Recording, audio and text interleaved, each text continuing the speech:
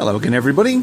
Welcome to part 2 of Tycho Celchu's X-Wing, and I'm just about to paint the black stripes on the model here. So I thought now was a good time to come in, do another video, and just explain to you what I've done so far and where I'm going from here. So the white tips have been sprayed at the end, and I've just covered those up with a bit of mask, and I've just covered up the rest of the model with a bit of masking tape just to keep the black off it, really. I'm using a not a jet black, I'm using a NATO black, which is XF69 in the Tamiya range, and I'm just doing it because it's sort of it's really closer to a dark grey than a black. And I'll just spray a bit on the paper here. So I've already thinned it and pretty much got it ready to go. So yeah, there you go. So it's a little bit thin probably, but that's all right.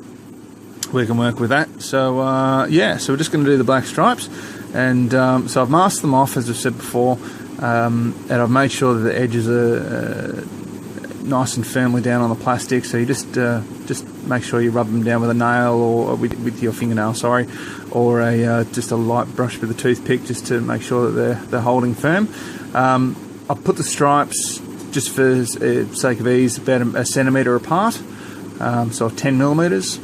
And now, those of you that are probably a little bit smarter than myself would realise that if you do that on the front and the back, that the back actually is a little bit narrower because of the angle. So you might want to do the back at 11 millimetres just to straighten it up. I didn't bother. I was quite happy with it. I think it's still going to look pretty good. I'm happy with that little bit of taper on the line now. You can. I'm using the X-Wing book series as not a comic book series, the actual book series as a reference, and it doesn't state a thickness. It doesn't really state a direction on these ones, so you can have them going either way. I've got them sweeping back. You can have them sweeping forward. It really, personal taste. I've actually done one with them sweeping forward as well previously, and it's quite a good looking kit, or quite a good looking model. I was happy with how that one came out. So let's just show you how we're going to do this, and we'll get started on this little bit here. Alright, so I'm just going to zoom in. Now, those of you new to my channel, you also know I'm pretty new to the painting tutorial, so just bear with me. And I'm just going to start off the actual part that I want to paint. Very important, you always want to keep going across the surface that you want to paint.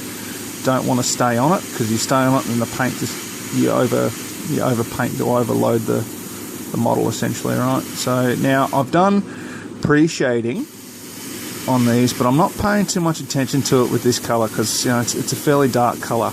I don't want to obliterate everything underneath, but the pre-shading is not really going to stand out all that well under this colour. So you could do it a little bit differently if you wanted to. And do it the dark colour, then highlight some of the panels with a slightly lighter shade, and achieve a similar effect. Alright, so let's just have a look at that there. It's not too bad. You can see I'm just moving back and forth across the surface. I'm not staying in any one place too long. Just going to hit the underside a little bit again.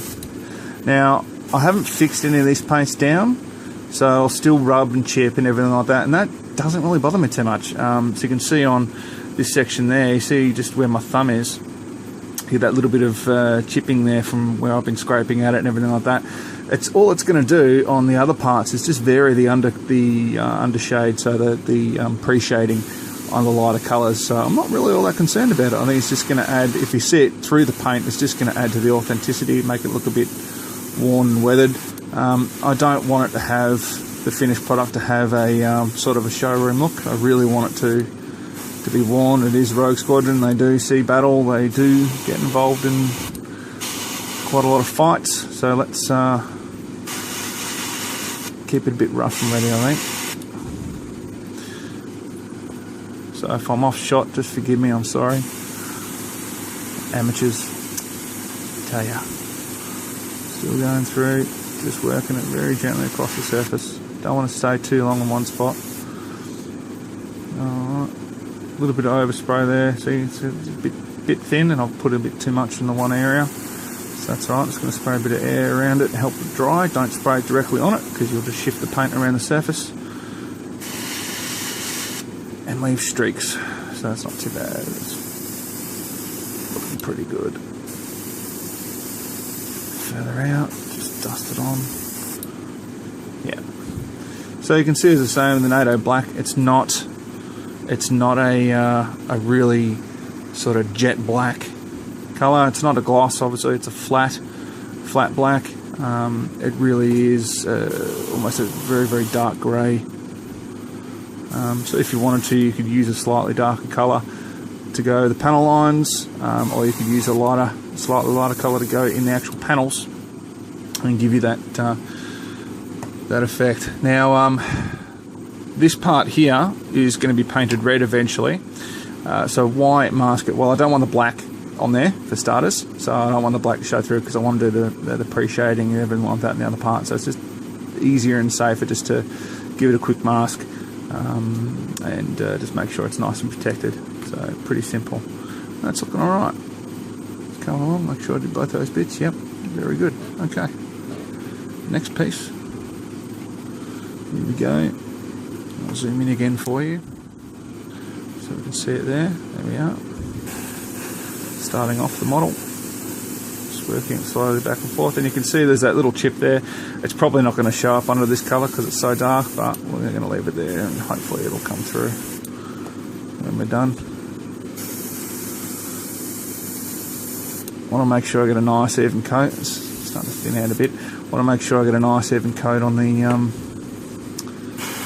model. Still going. There we go.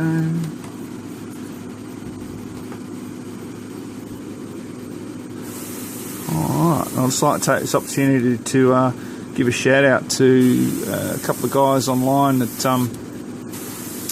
have been helping me out a fair bit. Tokyo Model Detective, thank you very much, mate. For those of you that are interested in Bandai kits, definitely check out his webpage.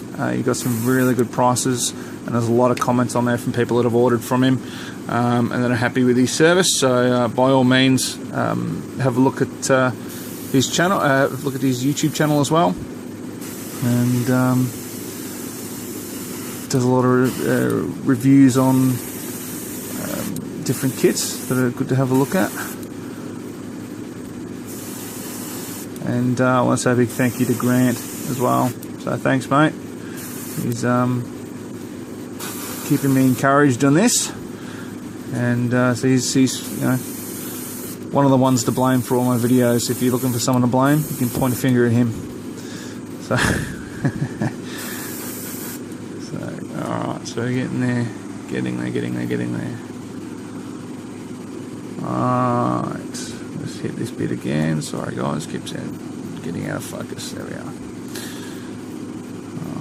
So you can see that chip's still there, but I'm going to have to hit it again because it's just not the darkness I want. The paint's had a bit of trouble mixing my paint. I normally don't have trouble with Tamiya's, and I don't think it's the paint. I think it's just the user. I think it's me. So I'm just hitting this with a bit of very, very light coat. Yeah, I've been having a bit of trouble mixing my paints. I just can't seem to get the consistency right. I'm either too thick or too thin. So I'm just having one of those weeks, I think. But,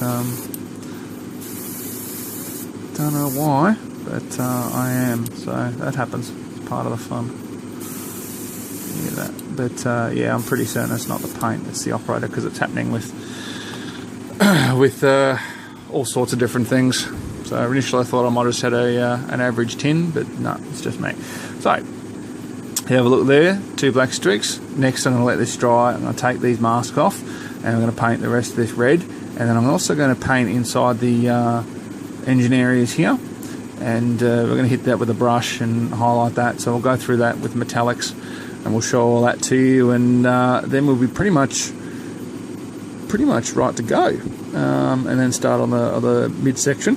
So when we come back, I'm going to have all of this done, and we're going to be starting on the fuselage, the main fuselage. Alright, so thanks again everybody for having a quick look, and don't forget, subscriber competition is still running. I've got the last count, I think it was 120 of 200 subscribers needed. Now don't forget, if you don't particularly want the model that's up for grabs this time, or you miss out, you're going to be entered into any future draw that comes up anyway. So I will have other draws in the future, and you'll definitely be entered into those just for subscribing to the channel. Any questions, any feedback, please let me know. But yeah, please like, subscribe, share. It's great. Thank you so much for watching, guys. It actually, it does mean a lot to me. So yeah, I hope you're getting something out of this, and I hope I'm not boring you all too much. And if you have any questions, just fire away. Well, thanks again, and we'll see you soon with the next video. Cheers.